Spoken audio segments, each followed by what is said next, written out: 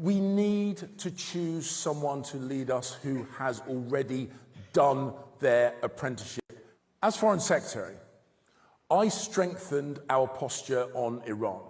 I dealt with Putin's nuclear threats. I worked with Ben Wallace to get tanks delivered to Ukraine.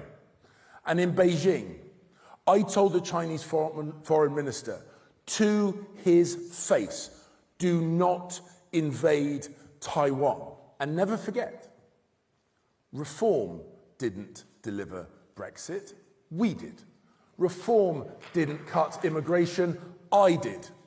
And mark my words, we will beat reform by being the best version of ourselves, not a pale version of anyone else. So no mergers, no deals. If I become leader, we will immediately begin a once-in-a-generation undertaking, the sort of project not attempted since the days of Keith Joseph in the 1970s. A comprehensive plan to reprogram the British state, to reboot the British economy.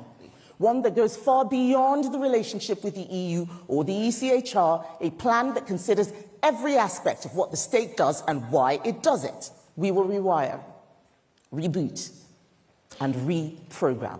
Nothing is more exciting to me. I am an engineer, and engineers do not hide from the truth.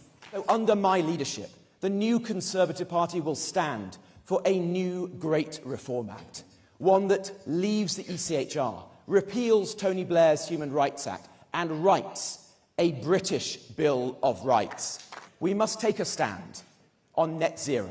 We have to oppose his plan. It's going to send energy prices sky high. But we also have to oppose the root of the problem, the serious issue. And that's not the principle of net zero, but the crazy interim binding targets put into law by Gordon Brown. Before I stood for Parliament, I was a soldier. I served our country and I faced our enemies. I know what leadership demands. When everything else has been cut away and there's nothing left, character is what remains. If you went to reform, I want to show you the Conservative values that we share. If you went to the Lib Dems, I want you to see the opportunities that only we can deliver.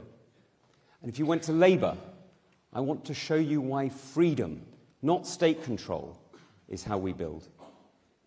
If you stayed at home, I want to make you proud to vote Conservative again.